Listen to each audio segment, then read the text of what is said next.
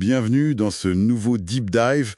Aujourd'hui, on a sur la table un texte assez incroyable. Le discours de la servitude volontaire. Exactement. Écrit par un tout jeune homme, Étienne de la Boétie, vers 1549. C'est fou quand on y pense, son âge. Carrément. Et d'entrée de jeu, il pose une question qui met vraiment qui met mal à l'aise. Oui, Comment est-ce possible que des millions de personnes obéissent et même servent un seul homme? Un tyran qui en fait n'a que le pouvoir qu'on lui donne. et c'est une question qui change toute la perspective. Il précise bien d'ailleurs qu'il ne parle pas d'une soumission par la force après une conquête militaire. Non, c'est pas ça le sujet. Non. Il s'attaque à un cas bien plus étrange, quand un peuple se soumet de lui-même. C'est presque un acte de magie noire. C'est ça. Il dit qu'ils sont enchantés et charmés par le nom seul d'un. Et c'est ça qui est dingue. L'image qu'on a du tyran, c'est une sorte de surhomme. Mais la Boétie, lui, le décrit souvent comme tout l'inverse. Ah oui, clairement. Le plus lâche et fémelin de la nation, il utilise même le mot homo, Un petit homme. un petit homme. Voilà. Comment un seul homo peut-il en tyranniser des millions? Il dit que ce n'est même pas de la lâcheté de la part du peuple. Non, ça ne peut pas être ça. Parce qu'un contre 1000, d'accord, mais un contre 1 million, ça, c'est autre chose. Il appelle ça un monstre de vice. Et c'est là que son analyse devient, je trouve, géniale. Il dit « Arrêtez de regarder le tyran. Regardez-vous. Regardez-vous, toute sa puissance vient de vous. Ces questions sont redoutables. Ah oui. Je cite « Comment est-il tant de mains pour vous frapper s'il ne les prend de vous ?»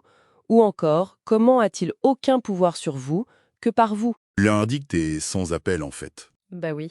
Le peuple n'est pas une victime passive. Il est complice de son propre malheur. Attends, donc si je comprends bien, on est à la fois victime et complice. C'est une idée vertigineuse. Absolument. Mais alors, si le problème vient de nous, j'imagine que la solution aussi. Qu'est-ce qu'il propose? Une révolution? Même pas. Et c'est ça qui est radical. Ah bon? Pas besoin de violence, de complot. Non, la solution est d'une simplicité. Désarmante. C'est le mot. Il dit simplement « Soyez résolus de ne servir plus et vous voilà libre C'est tout? ». Juste arrêtez de jouer le jeu. C'est tout? Ça paraît presque trop facile pour être vrai. Il utilise une métaphore magnifique pour ça. Le tyran est comme un grand colosse à qui on a dérobé sa base. Hmm. Si on arrête de le soutenir, il s'effondre tout seul, sous son propre poids. La servitude, ce n'est pas une chaîne en fer. C'est une décision Une décision collective. qui se renouvelle chaque jour. Le simple désir de liberté à lui seul suffit. D'accord. Mais si la solution est si simple, ça rend le mystère encore plus profond. Pourquoi les gens ne le font pas? Pourquoi continuent-ils à servir? Alors, il donne plusieurs raisons. Et la première, c'est sans doute la plus forte, l'habitude. L'habitude. Oui, ceux qui naissent sous le joug, ils sont élevés dedans, et ils finissent par croire que c'est l'état naturel des choses.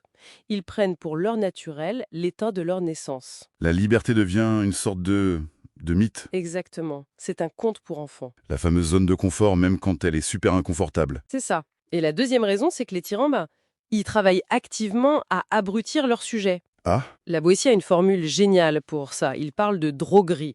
Il liste les théâtres, les jeux, les farces, les spectacles, les gladiateurs. en gros, les divertissements. Voilà. Ça fait étrangement écho à nos feeds de réseaux sociaux ou aux divertissements de masse aujourd'hui, non? L'idée d'occuper l'esprit pour pas qu'il pense. L'idée a presque 500 ans et elle est d'une modernité folle.